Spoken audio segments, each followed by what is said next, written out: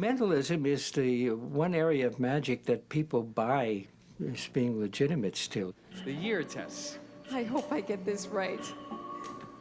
Is it 1963? Are you born in 63? Yes, I am. Have we ever met before? Sure. Thank you very much, Brenda. That's fantastic Thank test. you. You got it. We don't have to sit down with a prop because our prop is our two minds. Examine his thoughts. Well, I wasn't sure at first, but I was wondering if that's Brian. And your name is? Brian. Is it Brian Walsh? Oh, is it Brian Walsh? Yes. Thank you very much, Brian. I have used my five senses to produce the illusion of a sixth. Who is K.R. Kirsten? Who is Kirsten? Our niece, Your niece. How many nieces do you have? 2. The other Shelley? Thank you for standing. I appreciate it very much.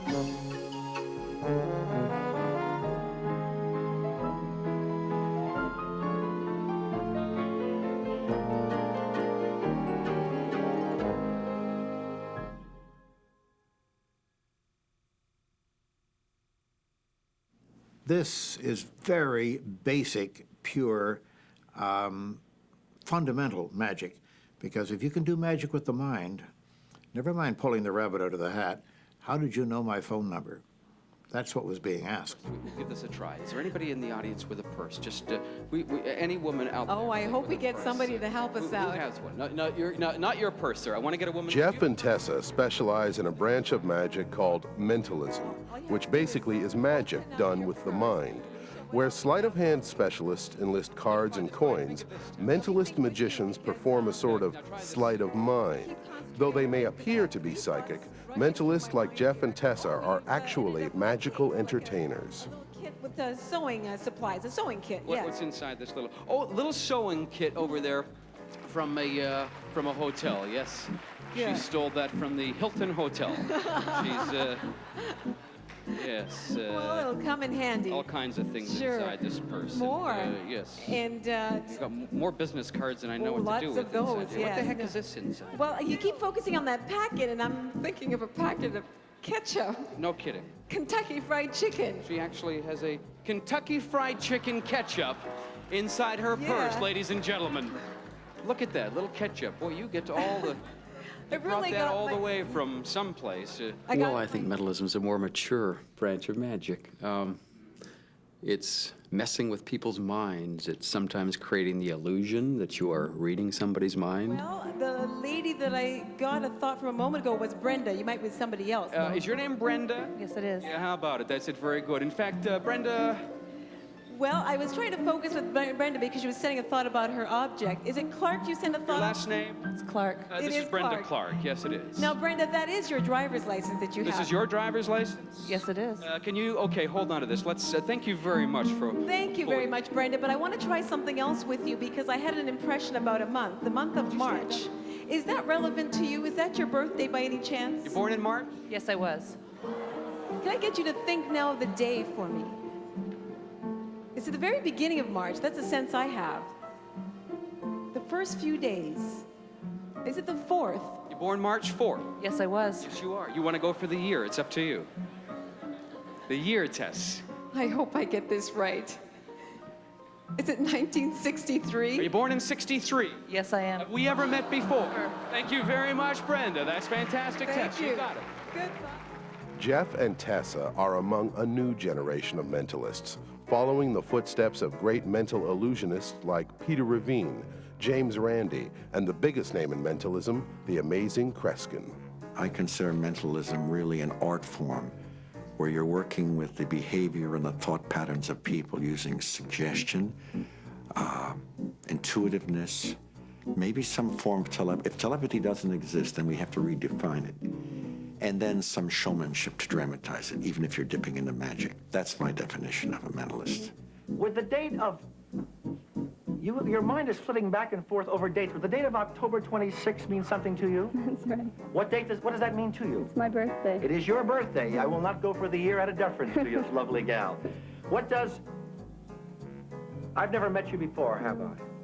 What does March 19th mean to you? That's my husband's birthday. How many of you are in the family? Do you have any children? 2. 2. You're a miracle worker also on the side. You were wondering if I could give you their birthdays too, weren't you? Was one March 16th? Right. Whose is that? My son. The other's a daughter? Mm-hmm. Was your daughter born April 18th? Right. Thank you very much for standing. Though Kreskin may be mentalism's biggest name today, there have been a long line of greats before him. The history of mentalism dates back to ancient civilizations and is even mentioned in early Egyptian texts. Encoded within glyphs is the story of S02E06, the first recorded mentalist magician. There's a story in which a Nubian magician challenges him to a stage contest. The Nubian magician arrives at court and bears a sealed letter from the king of the Sudan, and he challenges any magician to be able to read it. S02E06 promptly takes the letter, puts it to his forehead, and announces a very long story describing old feuds between the two kingdoms, all of which is detailed in the letter. Remarkably, mentalist magic has changed very little since then.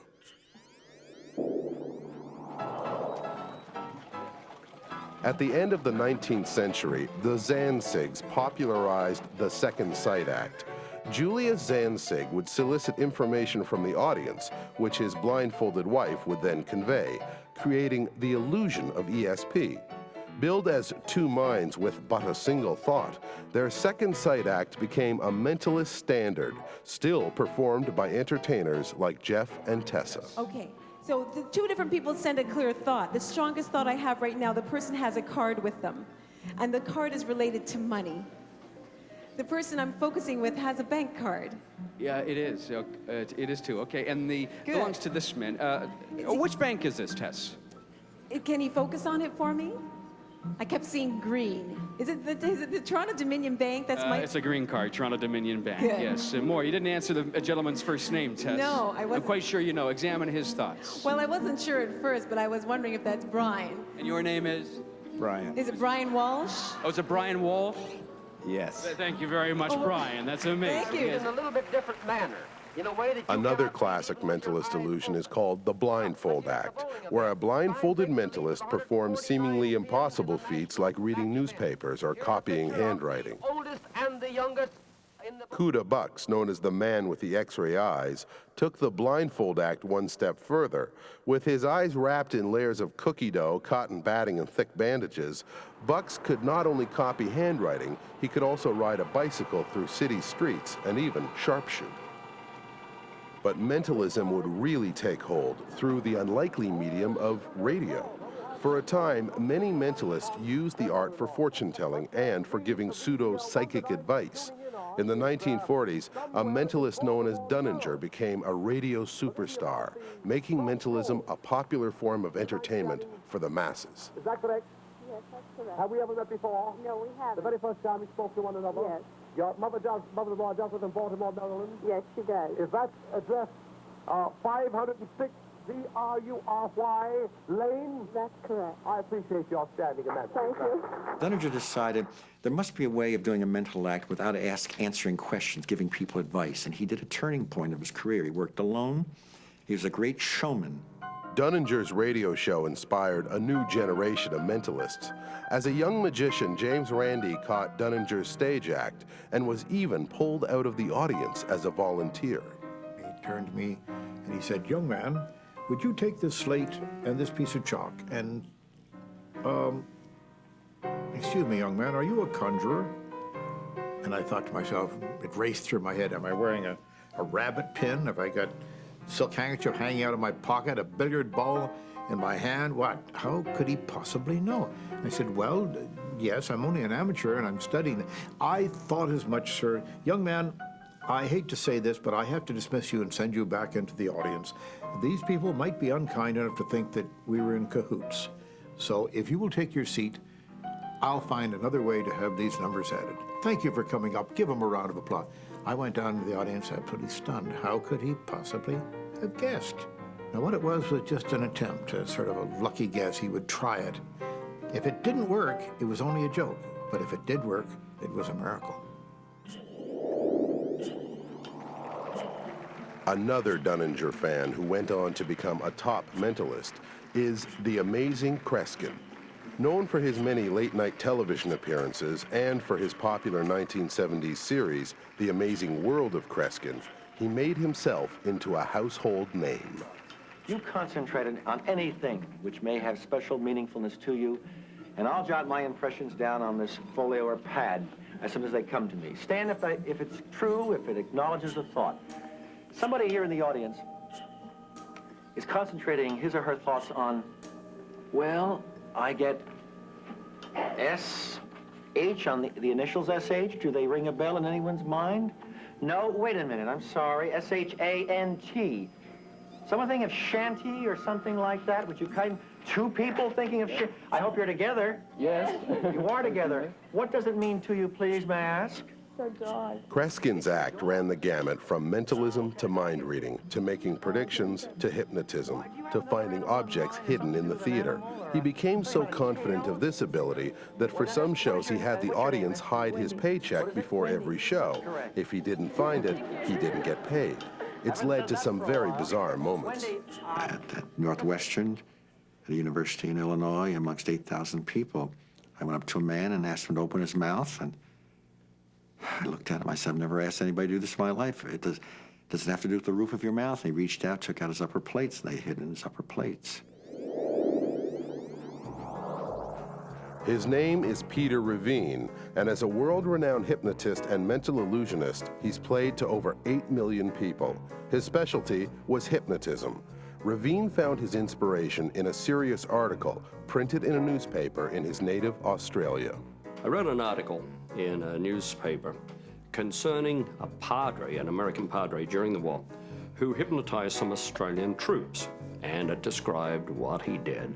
And I tried it on a school friend called Ray Curley, and I tried it on him and it worked. Ravine eventually studied the art of hypnotism from every book and medical journal he could find, and he was surprised at what he discovered. I realized that it wasn't something mysterious, it wasn't a special power, that it was suggestion. Performers like Kreskin and Ravine use mentalist magic as a performance art, but this art has often been misused by some practitioners. One of the most notorious examples involves a talented mentalist who joined the Nazi Party. From the upper echelons of power, he attempted to use his magic on the minds of the public.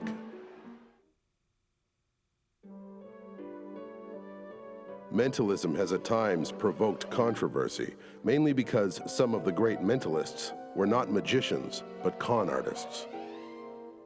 One of the more bizarre stories involving a mentalist revolves around an Austrian named Erich von Hannessen. Although born Jewish, the mentalist became a virulent anti-Semite and was enlisted as Hitler's personal clairvoyant, rising to the top echelon of Nazi power. When he caught wind of a secret Nazi plan to torch the Reichstag, the German parliament building, Hannessen made an amazing public prediction: the Reichstag will burn. When it did burn, the public was amazed that Hannessen was right. His fame and influence was short-lived, however. He was eventually murdered by the SS.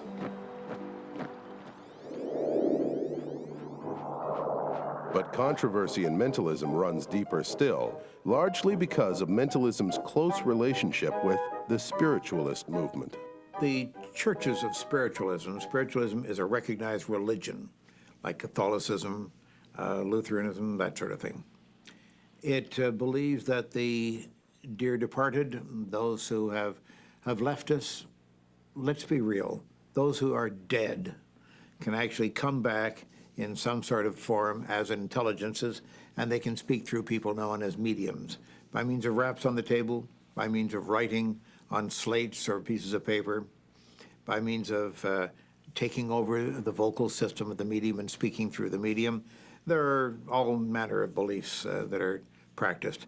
I'd say around the turn of the century, all over the world, especially in England and places like that, people were doing, seances were cropping up in homes, and you know, it was just the thing to do. It was a popular thing to do, to have guests over for dinner, and then now they would close off the windows and the doors and they would have a seance. Popular mediums like Mina Crandon used nothing more than simple magic tricks, like exuding ectoplasm from her ear, as proof of her supernatural abilities. But in time, these fakes were exposed, and their tricks were presented as nothing more than entertainment. Mentalism eventually became another tool in the magician's bag of tricks.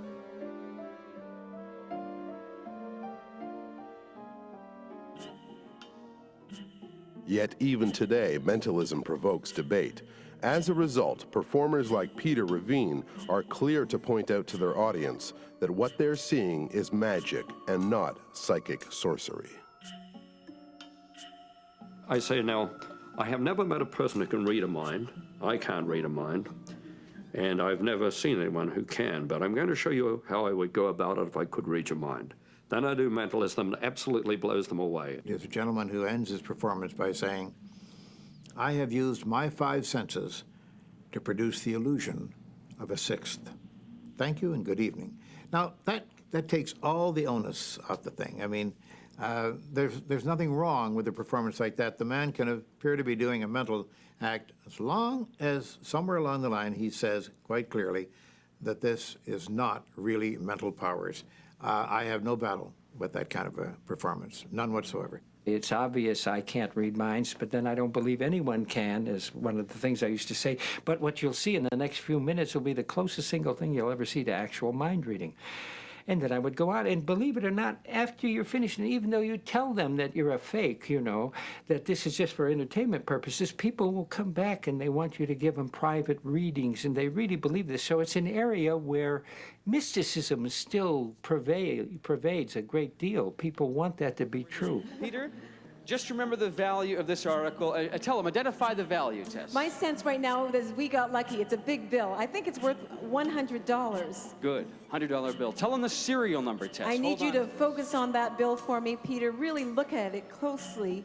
I have a sense of letters. Focus on the letters, Peter. Is the first one an A? Nice and loud. Yes. Yes? Followed by a J. And then I believe that's an S. Yes, it is. Good. Keep at it, Peter. Glance at the numbers. We're going to try to do the numbers now. I get quick senses of numbers. 7 jumped out, a 5 jumped out at me. But want you to go to the very beginning. Oh, I think it actually starts with a 7. That's correct. 4. Right. 0. Correct. 5. Yes. Another 5. Yes. 7. Yes. Peter is the last number, a 1. Right on. The entire serial number. 100%, Tessa. Thank you. Got it. Hold on a second. Good mind, Peter. While Jeff and Tessa don't claim to have supernatural abilities, they keep their minds open to the possibility that there could be something else at work. Well, I think when we first started off, we were using a lot of techniques that we had learned, so it was just all a learned process. And as time moved on, we both started discovering that there were certain either objects or certain times in the show that I would suddenly be able to get this information, and I assumed Jeff was concentrating on it or we were using our techniques, and that's how I knew it. And he would say, no. He would check after the show. He said, I had no idea what that was. Take a look at this book. Though mentalism is a subject of controversy and debate, for Jeff and Tessa, it still remains one of magic's most satisfying forms. The most gratifying thing I get out of being on stage doing the second sight is that the audience has genuinely experienced magic. They feel that they've experienced something of wonder. And I never had that as an illusionist because I did perform magic in the past. What am I touching, Tess? I'm not sure what you're touching. Stand up, sir. She's having difficulty with you. Stand up. Well, it's as though there's nothing, like nothing's there? I got it right? Incredible, sir. Isn't it amazing? He says, thanks a lot, Tess. Oh, you're welcome, Gerald. Oh, is your name Gerald? Yes, it is. Is it Gerald Bolton? Your last name Bolton. Thank you very much. Thank you. Give Gerald a round of applause. Mentalism is the one area of magic that people buy as being legitimate still. People really want to believe in mentalism. I don't, you know. I believe almost anyone who can do it to a degree of regularity is a fake, a fraud, a phony, and a cheat, but then nobody's perfect. In this age of information, we're all too aware that magic relies upon smoke and mirrors, trapdoors, and contraptions. We're so cynical that most of us are unable to watch magic without searching for the secret to the magician's methods. But in mentalist magic, we must give in. The methods are invisible. Even though we know it must be a trick, it nonetheless seems like the mentalist possesses a special power. She got it exactly. It's like mercury, this form of magic. As soon as you try to pin it down, it slips away from you. Is the mentalist someone with special powers or a performer with a specialized bag of tricks? One thing is for certain, it has been around for millennia, and as long as people are anxious to believe, it will continue to fascinate and confound. Was your daughter born on April 18th? Right. Thank you very much for saying. Can you focus on it for me? I kept seeing green.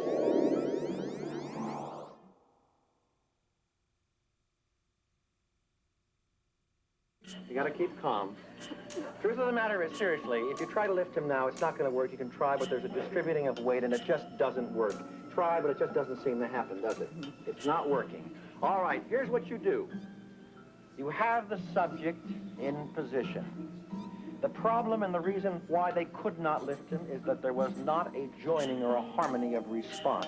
They should be able to. So now, gals, here's what I'll do. I'll have you take 3 deep breaths. On the 3rd breath, as you inhale, I'll say the word lift, and you lift, and he will seem to become so light that you will be able to lift him for a few seconds off the chair. And knowing Steve as I do, considering he fibbed a little bit on his weight, drew a few pounds more off the side, it's going to be a miracle. All right, now. Comfortable, gals? All right. Take the first deep breath, 1 deep breath. Inhale. Hold it. Now exhale. Take the 2nd deep breath. Inhale. Hold it. Now exhale. Now begin to take the 3rd deep breath and lift. And as you do, just lift, lift, lift, if you will. Stand as you do. You bring him up into the air, higher, higher, up into the air, high, high, high, as light as can be. Slowly, slowly bring him down, slowly. Slowly bring him down.